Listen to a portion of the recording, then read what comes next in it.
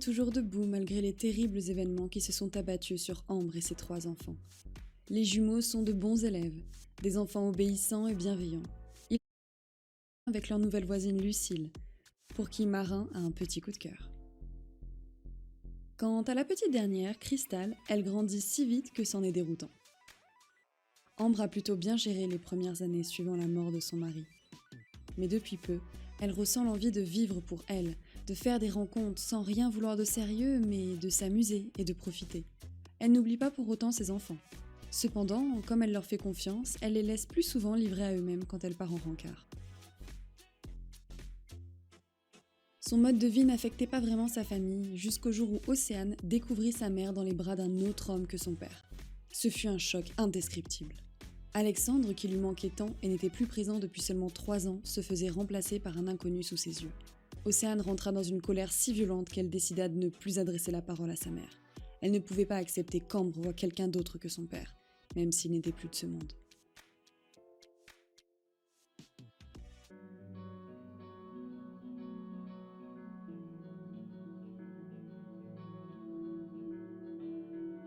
L'adolescence est maintenant terminée pour Océane et son frère Marin.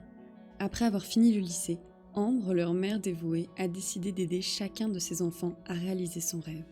Pour Océane, qui se donnait corps et âme dans l'apprentissage du métier de vétérinaire, Ambre lui a acheté une clinique qui était sur le point d'être vendue pour en faire un immeuble. Et pour Marin, qui souhaite devenir comédien, elle a inscrit à tous les cours de théâtre possibles.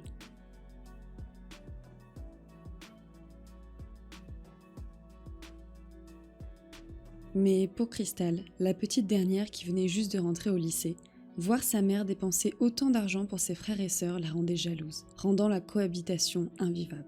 Ambre ne voulait pas blesser Cristal, mais donc n'arrivait pas à empêcher que cette dernière se dispute constamment avec ses frères et sœurs. Après plusieurs semaines de bataille, Océane n'en pouvait plus et a décidé de déménager. Elle a demandé bien sûr de l'aide à sa mère, mentionnant l'argent que son père avait laissé pour eux, et sans plus tarder, Ambre chercha avec ses enfants un appartement où pourraient vivre ses jumeaux. Quand ils eurent trouvé une location dans la ville voisine où se trouvait la clinique vétérinaire de sa fille, Ambre ne réalisait pas que ses enfants chéris allaient partir de la maison. Au fond d'elle-même, une blessure se créa, et la responsable était Cristal. Pour nos jumeaux, c'est un nouveau départ, une réelle indépendance les attend. Mais ils se sentent prêts à relever ce défi ensemble, car ils sont inséparables.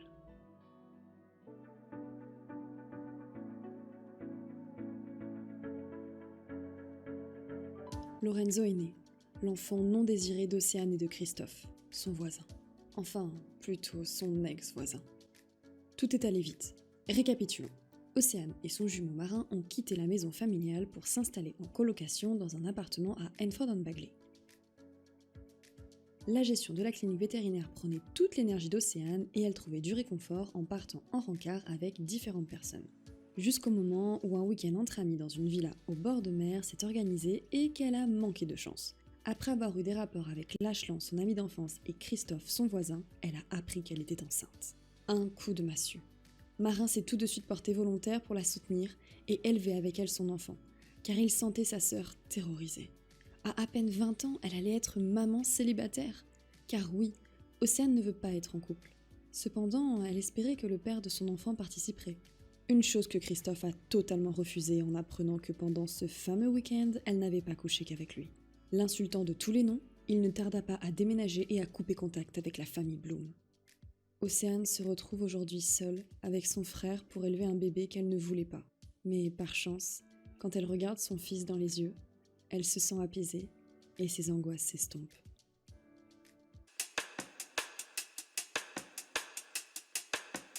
Un déménagement, un mariage, une adoption? Ok, il faut récapituler les dernières semaines qu'a vécu la famille Bloom. Tout d'abord, Océane a déménagé avec son frère et son fils. Ils sont devenus propriétaires de la maison juste à côté de leur clinique vétérinaire.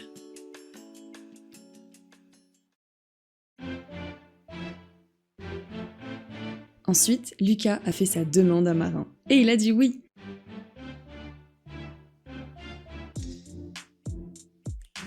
Un mariage s'est organisé en petit comité et Ambre a pleuré de joie de voir son fils se marier. Les souvenirs de son mariage avec Alexandre ont été ravivés dans son cœur. Une cérémonie mignonne et une soirée enjouée ressouda les liens des membres de la famille.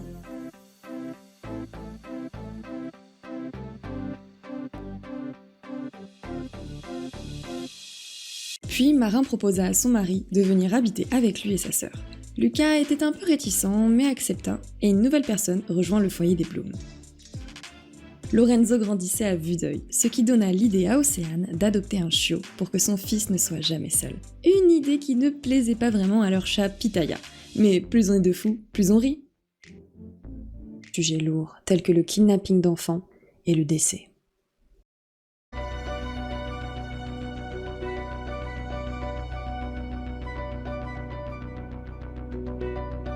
Beaucoup d'années se sont écoulées depuis la naissance de Lorenzo. Aujourd'hui, c'est un adolescent de 16 ans, et sa vie va basculer à jamais. Lorenzo n'a pas vraiment connu son père. Il n'était pas un enfant désiré, mais sa mère, Océane, a bien pris soin de lui, avec son frère jumeau Marin. Seulement, Marin a quitté la maison quand Lorenzo n'était qu'un enfant, et il n'a jamais accepté son départ. Mais son cœur s'est adouci quand Lachlan est entré dans leur vie, en devenant le chéri de sa mère et le père de sa petite sœur, Jade. Lorenzo adorait Jade. Il voulait la protéger et il prenait son rôle de protecteur très à cœur. Cependant, dans le journal d'Enford and Bagley, on apprit qu'un kidnappeur d'enfants serait en liberté. Déjà 2 disparitions d'enfants âgés de moins de 6 ans avaient eu lieu. Océane et Lachlan travaillant beaucoup, ils mettaient Jade à la garderie et Lorenzo allait la récupérer après ses cours. Cette routine fonctionnait et comblait tout le monde, jusqu'au jour où Lorenzo arriva à la garderie sans y trouver sa petite sœur. Pris de panique, il demanda au personnel de la garderie si ses parents étaient venus chercher Jade. Une femme lui répondit en disant « C'est votre oncle Marin qui est venu. Votre père a appelé ce midi pour prévenir que ce serait votre oncle qui viendrait récupérer Jade un peu plus tôt. » Lorenzo comprit tout de suite la gravité de la situation. Son oncle Marin, de qui il n'avait presque plus de nouvelles depuis des années et qui habite à des heures de route d'ici, n'aurait jamais pu venir récupérer Jade. Sa mère l'aurait aussi prévenu. Ce qui voulait dire que l'homme qui est venu chercher sa petite sœur était un usurpateur. Lorenzo appela tout de suite la police, puis ses parents. Une alerte disparition a été lancée de partout dans la ville et aux alentours. Tout était mis en œuvre pour retrouver Jade. Les jours passaient. Océane devenait folle de désespoir. Elle pleurait tous les jours, n'allait plus travailler, passait son temps à placarder des affiches, à demander des informations aux personnes qu'elle croisait, à haïr le personnel de la garderie pour leur stupidité. Elle était même allée chez son frère pour trouver du réconfort et de l'aide. Mais Lucas, le mari de son frère Marin, ne l'avait pas bien reçu. La souffrance que ressentait toute la famille Bloom s'intensifia un mardi matin, devant les informations à la télévision. Au même moment, le téléphone fixe sonna. C'étaient les autorités. Leur fille a été retrouvée. Elle avait bel et bien été kidnappée par l'homme recherché depuis des mois. Cet homme a été reconnu, puis appréhendé, et enfin arrêté. Mais Jade n'était plus. Elle ne respirait plus. Elle était attachée dans le coffre de la voiture sans vie. Le cœur d'Océane se brisa, son âme se déchira, et Lorenzo comprit en voyant sa mère qu'il ne reverrait plus jamais sa tendre petite Jade.